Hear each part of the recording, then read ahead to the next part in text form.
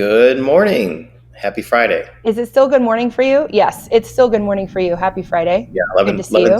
Still 11:30. Yeah. We're in it. We're doing it. I'm working from home. There's a blizzard happening in Colorado. How's the weather where you are in Texas?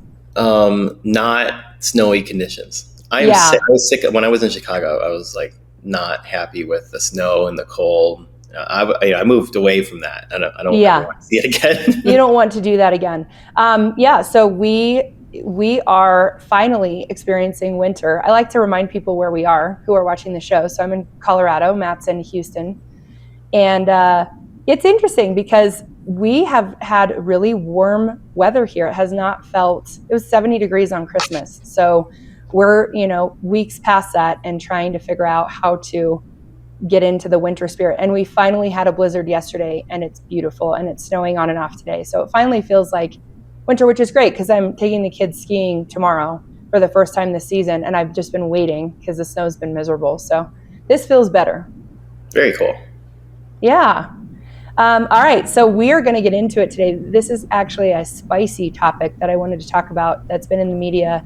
And I really want to share more of our opinion about it from the other side of the coin of founder life and how we're using these tools and how we can actually use these tools with more integrity and ethics. So what we're talking about today is X's version of their AI agent called Grok. Am I saying that correctly? Grok? Yeah. Grok. Grok. Grok. Yeah. I know, but I like to call him Grok, but it's Grok.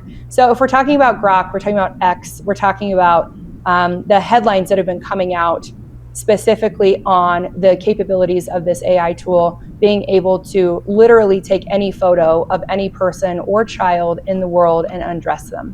And then you're able to basically publish content or create your own content of what these people would look like naked, including children. So it's really racy. And I keep saying all of this information about it. And I think we need to unpack that, and not just Grok, but also any AI tool and AI agent used for malicious activity and used in an unethical way. And so today I really wanted to bring up the ethics and the integrity behind the AI usage. And of course, we've talked about this before, Matt, the lack of regulation in AI tools right now and regulating of any sort. That these huge companies are not doing for the public use of AI tools. So it's been an interesting week for me in reading more about this. But Matt, I'm going to just kick it over to you since I introduced the topic. Initial thoughts on this. Where are you? I think it's unacceptable for any company to be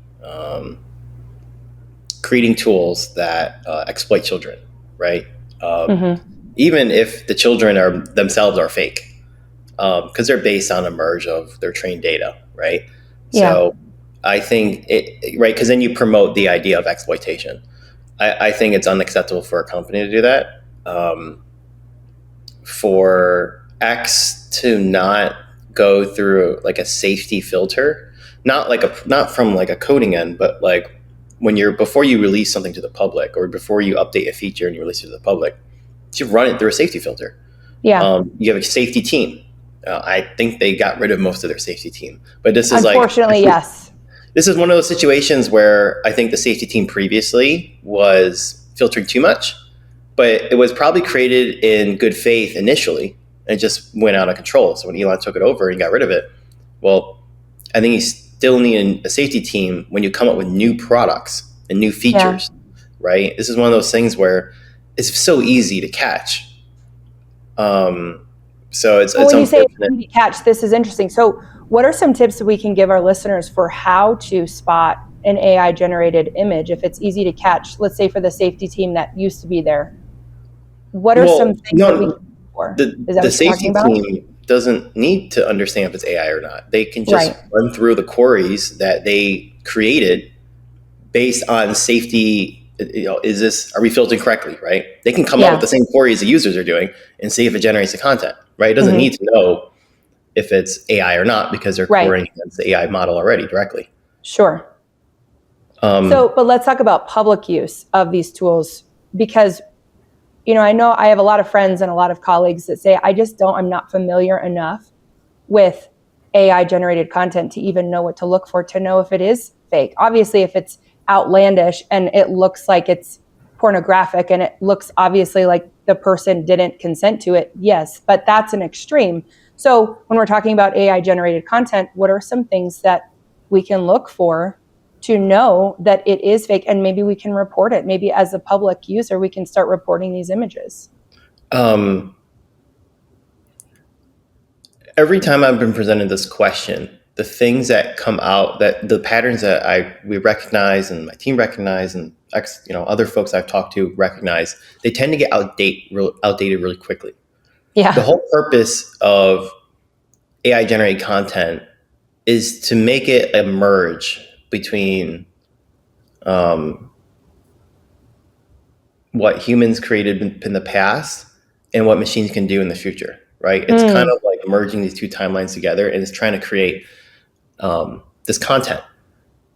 I think every 6 months, the detection gets harder and harder. Yeah. But I don't think that's like a negative thing. I think it's. Do you think it's 6 months? I feel like it's every 3 months. It's just such a short. I think it depends. Evolution cycle. Because you gain, a lot of the models gain more traction in one area, and then sometimes it decreases traction. It like reverses a little bit in another area.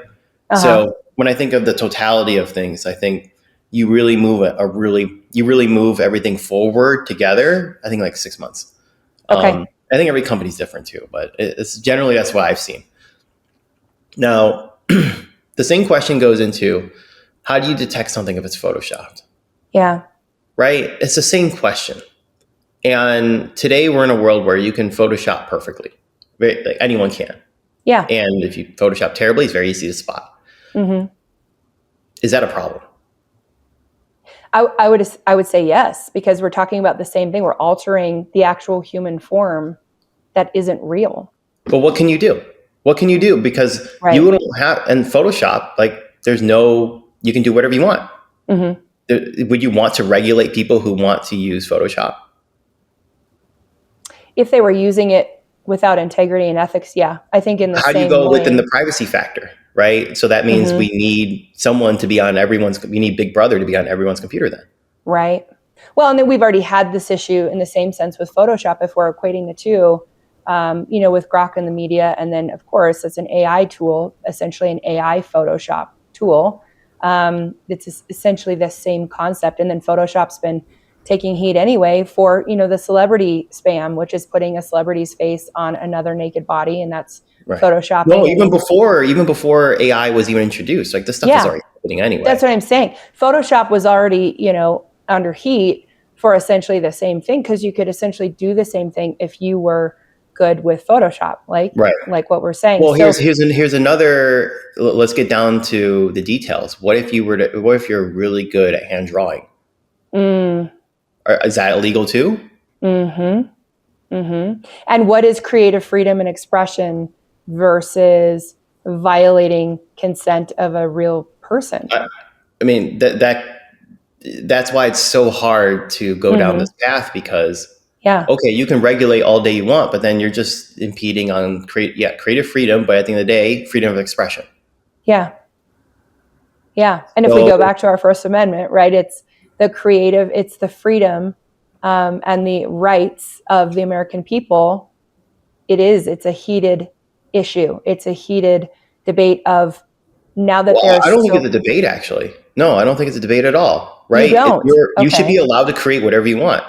Now, right, but what if it's at the expense of someone else's reputation? No, this is where defamation comes in, right? Mm-hmm. Mm-hmm. If you are creating something with the intent to distribute it maliciously, now that should be a crime.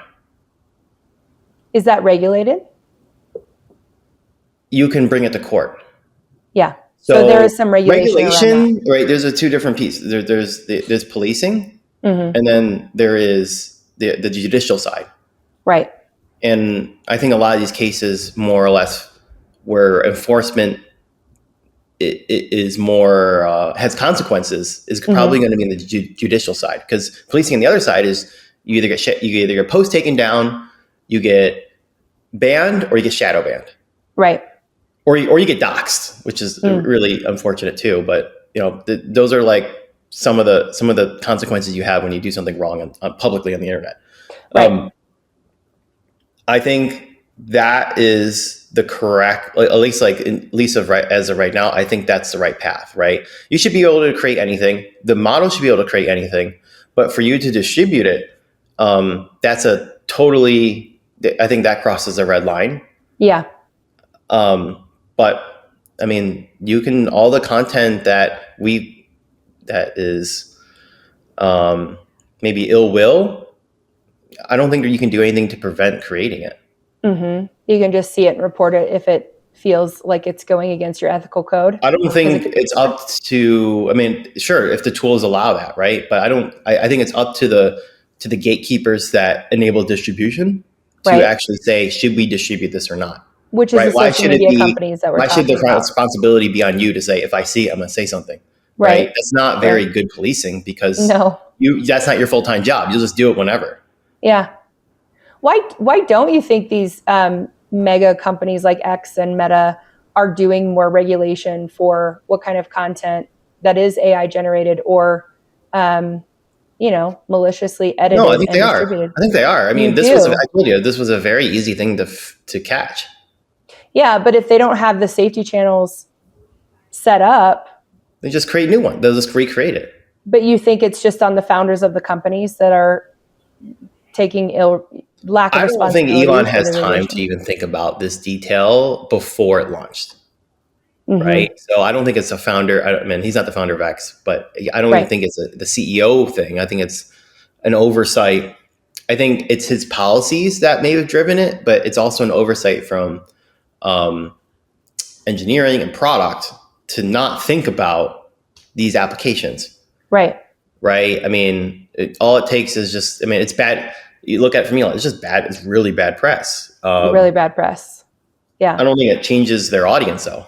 Right. No. I don't think that I'm not on X. Right. So I think the people on X just don't care. I think in this case, they probably just generally just don't care. It's more of a freedom expression platform anyway. Mm-hmm. So they're going to be like, yeah, you shouldn't have it. Please take it off. But they're going to stay on it. The people who are not on it are going to be more discussed because we're not on it. We have no stakes in it. Yep. So it's easy for anyone else to be an armchair expert. And it's like, okay, it's easy for both of us to say, yeah, that's terrible. You guys shouldn't be doing this, but we're also not users of it. So it's a little bit different perspective. So you don't think that this negative press is persuading any user of X really in a massive way to disengage? No, absolutely not. Interesting. And you know what we say on the branding side of things is a brand is usually a good brand is one that people can't stop talking about. And so that goes back to the old, myth of, well, any PR is good PR. Well, in a sense, yes, because with now the virality of content production, if your brand name is being discussed over and over and over again, whether it's positive or negative, it doesn't really matter. And the algorithms just pick up volume and engagement and shares and what is being publicly dispersed. So unfortunately, that's why social media, you get so much of the negativity because it's more viral. We thrive in fear. We thrive in the unknown and the what ifs. And so if a brand is doing something that feels like it's on the edge, it's just going to grow. Yeah, actually, I would alter that a little bit. I think in 2026, the average social media user thrives on the misfortune of others. Yes. Absolutely. Because in this example, right? Bashing on X, that's fine. They did something wrong anyway. Yeah. But I think a post on this on Instagram, on TikTok, you get so many people who agree with you. Like we're also in these bubbles, and it's like we like to see, we agree with each other. We're going to keep boosting it. Yep. Right.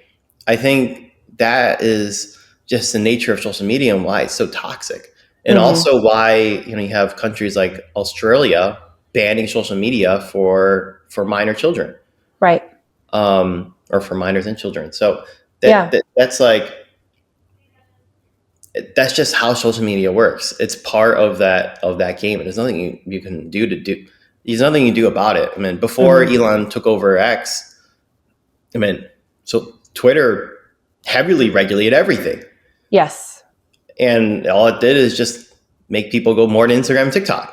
So Right. even if you want to regulate anything more, a new platform will just pop up saying we offer a little bit More freedom. more freedom of expression. It doesn't matter. You Yeah. can't. And that's the capitalist piece of the whole social media game. Yeah. I don't And in think there's America, I mean, the use of social media as a parent myself, you know, we've signed pledges and joined these organizations and groups that it's on the parents to ban the iPhone or ban the social media, which makes it challenging that the kids even have access to social media because parents obviously can't control their child. They can guide them into why these choices make sense and why to wait. But I do feel like the companies themselves, maybe not the government like Australia, where they ban just 16 and under no access. I don't know. What could that look like? But if the companies did a better job too of really banning access to a certain age or limiting what content was consumable for minors to a certain age, I think it would be helpful. You know, parents have to do so much regulating with children nowadays in all of the access that we give them to really dangerous things, just dangerous like these AI tools that, you know, you have to talk about what's real and what's fake. And so, you know, to a child, even to an adult, it's really hard for us to even figure out what's fake and what's real. And then we have to use our logic to, you know, discern what kind of content we're allowing to affect and impact us. And there's so much depression and anxiety around the usage of it. Even with adults, how are we expecting our kids to go through and make these choices? So, you know, I do think some further regulation is going to be needed. I don't know when that's going to break and what's going to happen. It feels like America at this moment is so under-regulated on so many things that it's really challenging to make those rules for yourself and hold those boundaries, and especially as a parent holding those for your kids. I think this is going to it would be a be nice situation to where it's see up more to from the the states. companies. Go This ahead. has to be a situation where it's up to the states because presidencies keep going back and forth between Republican and Democratic, right? So Right. they can, I mean, depending on who controls Congress too, they can just keep undoing and redoing. Right. It's just like much this. easier It's just, to enforce if or maybe you it's like want this. more. Right. If you want, so that means like you're always going to have some regulation, but not everything that you want. And then Right. for folks who hate regulation, they're always going to have a lot more freedom, but some things are a little bit more restrictive, right? Yes. It's much better to be in a situation where if you do want more policies, move to the situation where that is much more doable. I think 100% agree with America as a you. whole just cannot Yeah. enforce that at the federal level. No, I agree. And I think at the state level too, I mean, I live in Colorado. We have a lot of different laws and freedoms and regulations here than other states. Every state is so different, but Right. we like living here because a lot of the leadership in government aligns with our personal beliefs. And so, you know, I very much feel that that is a great solution at the state level. Because at the state level and the federal government allowing the states certain freedoms to make their own regulation choices, for that you can move freely within the same country to a different state. And if a state is doing something that you don't agree with, move, right? But it's a lot more challenging when you have a country saying, well, we're going to regulate as a whole, leave the country if you don't agree with that. That is a bit more challenging. So Well, I mean, do like I that said, it'll just get solution. undone, right? If the second it passes the 51% unpopularity, wait 4 years or 8 years, and right? then guess what? Well, maybe It's not gonna even be out that. the window. It could just be a different change of Congress, right? If it's really unpopular, Right. I think that's where I kind of stand on a lot of whether things should be regulated or not, because I don't know if it was Minnesota or Utah, they're like banning VPN. Well, once you ban VPN, you can definitely create a boundary within your state. Once you create a boundary in your state, it's much easier to say, okay, we're going to ban these sites. We're just going to ban these sites or these apps, and it's just much easier to actually regulate the content you're consuming. Right. If that's the policy that you want or subscribe to, great, move to that state. Everyone's happy. So let's talk about AI and ethics as we kind of round out this discussion. What is one thing that people can do in business who are using AI tools to use it ethically? What's your take on that? Use it ethically. I mean, I think that's up to the person using it, right? if you want to use it ethically, you already have ethics in mind. If Right. you are using it with no ethics, you are going to continue using it with no ethics, right?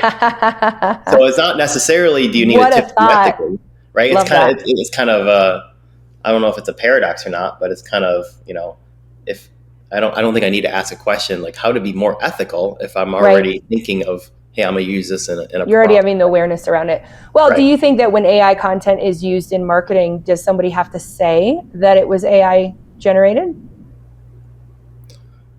I don't think you can enforce it. But from a personal stance. You could. Some people, YouTube has a little button that says is AI generated. I'm sure other platforms either have it or have an option for it. Right. How do you enforce it?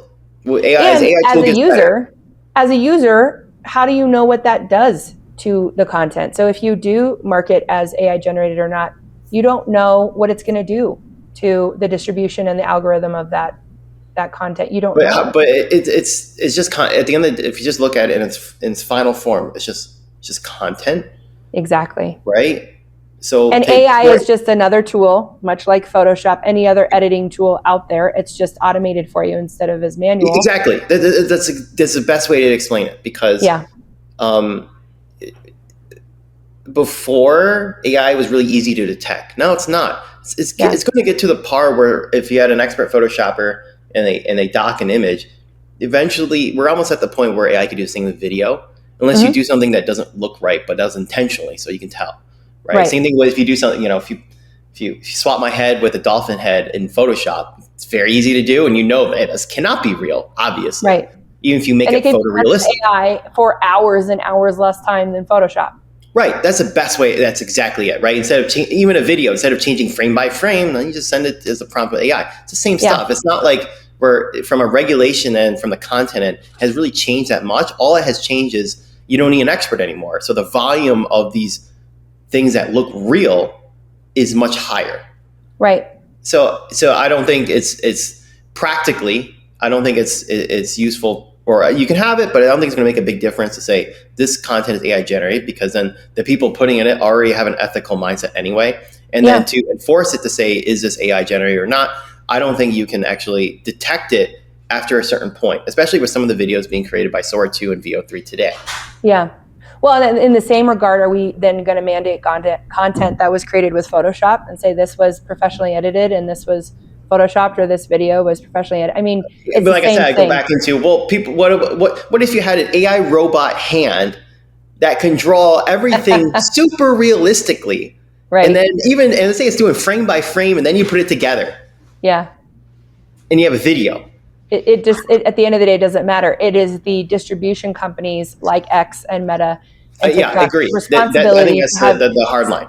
Yeah, it's the safety net of what the content is being distributed. It's not necessarily going after Grok and the AI agents that are used to do the things, because we've had those for decades. It's just a different way of doing it now. But the content that is being distributed and allowed through the lack of the safety net is the problem. So I think that's where we end for today. We are requesting more regulation and safety net on these platforms, especially for protecting minors always. Yeah. Cool. It's a good topic, Ann. Love it. Yeah. Great discussion. Thanks, Matt. All right. Thanks. I'll talk to you later. Bye.